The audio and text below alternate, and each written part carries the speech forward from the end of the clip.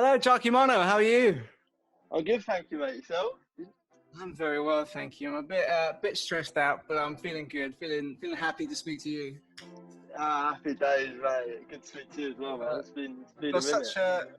such a pleasant energy. You bring such, make me smile every To time. be honest, man, it's all sort of. I think it's that sort of facade of like if you just tell yourself you're sweet and you're sound, and like it goes a long way. Do you know what I mean? Just sort of tell yourself you're fine, you're blessed. Just sort of keep, especially in times like now as well. Like especially at the minute with everything happening, just sort of keep yourself mentally sound. I think that's the most important thing right about now. Definitely, I think you could really get yourself into a bit of a funk, a bit of a spiral of just kind of being lazy and.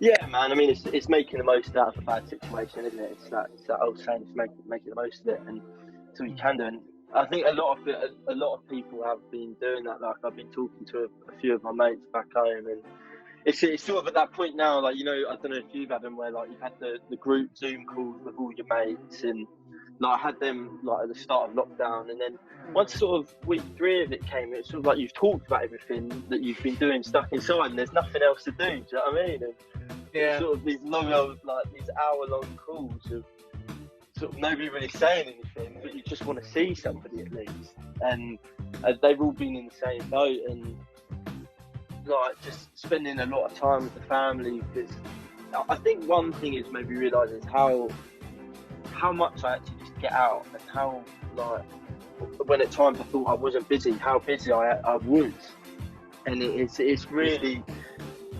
There is stuff to do, and I think that's one of the major things to make you realise is how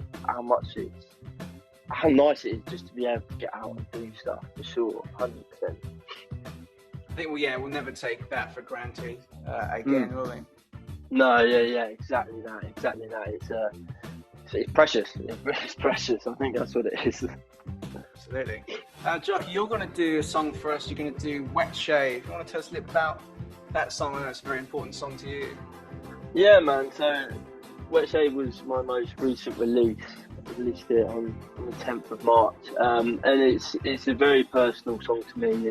It's about my old man passing away when I was 6 years old, and I haven't ever, and I don't think I will ever write another song that's as personal as hits home as much as that song does. And I know a lot of time I've always tried to write songs that are like personal and really grab people, but this one was so personal that it came with such ease because I'd lived it, I'd properly lived it, and it came with such ease. And I wanted to attack it from like a different angle to just sort of being like, somebody's passed away, that's sad. I wanted to come in from a different angle, and it's about sort of having to teach yourself all of the things that person that's passed away would normally teach you in growing up. I mean, I've said to people when talking about the song before, I've said to them, to me it relates to my old man, but it doesn't necessarily,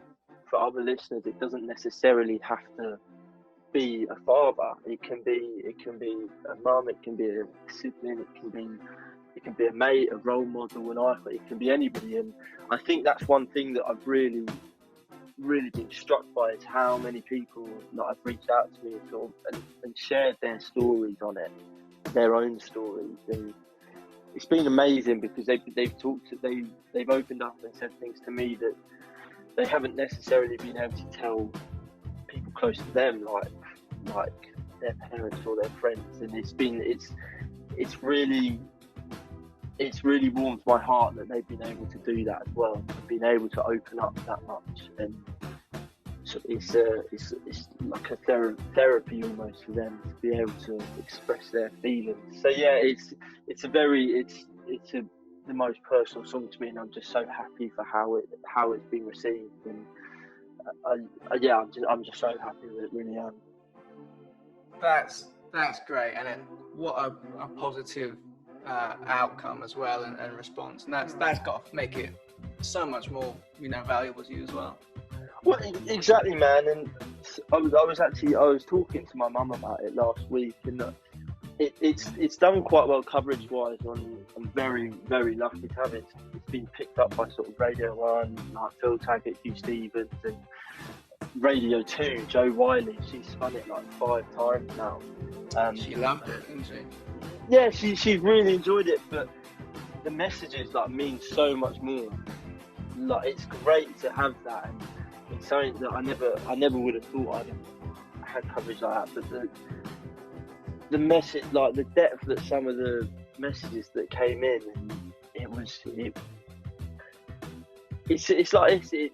I'm glad that it could help such dark situations. It could bring light to such dark areas of people's lives, and it went through all the ages. Like, I had sort of younger people messaging me saying like how much it's helped them, all the way up to people that are like, a guy commented on YouTube on a video. I think he was 62 years old, and his dad had passed 26 years ago, like a long time ago, and he'd never found a song that had connected him with him about this specific area for his entire life until this song, and it was that sort of stuff that really opened my eyes. It was like, for a song that I was so sort of skeptical and sort of on the edge about releasing because of how personal it is, I literally a day after, on the day of the release, it sort of all those thoughts and all those feelings were just out the window, and I was so happy, so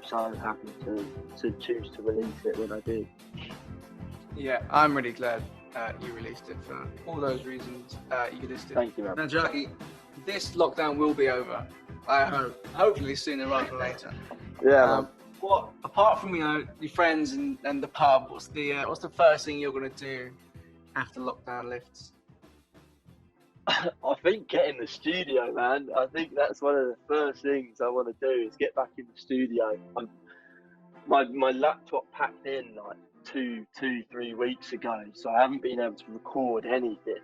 Like, and I'm sort of itching because I've got all these these voice notes and all of these songs that I've written, and I can't properly get them down. I just have to keep replaying them. So one of the first things is straight into the studio and get recording for I've got a whole new set of songs. What else is there?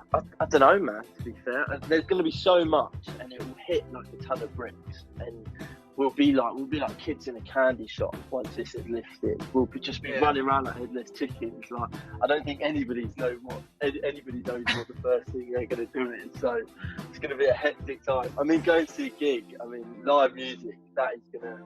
I was listening to a podcast earlier with Abby Mack, and she was saying, like, and I completely agreed, like, how hectic the live music industry, once sort of all the like restrictions are lifted, how crazy it's going to be.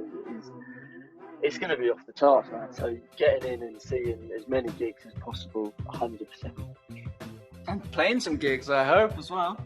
Yeah, man. I mean, there was a few lined up for like before all this happened, and like sort of festival, like my first festival that I was going to be playing, and I was so gassed to get on, and then it's understandable because there's so many people in the same boat as me, man. You know what I mean? Like, so many people, and everybody's in the same shit. You know what I mean? So yeah, playing gigs, and I've got a couple that are booked in, but again, however, they're sort of in the next couple of months, but it's still just a waiting game, isn't it? I mean, it's still whether they'll be going ahead, I'm not too sure. But yeah, studio, going to see a gig, playing gigs, 100%, man.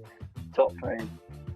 Fantastic. Well, I look forward to all that. I'll be right there with you. Maybe not in the studio, but I'll be there at the gigs with you. Happy days. Love that, man. Thank you so much for speaking to us. No, my pleasure. And we'll speak to you next time. Cheers, mate.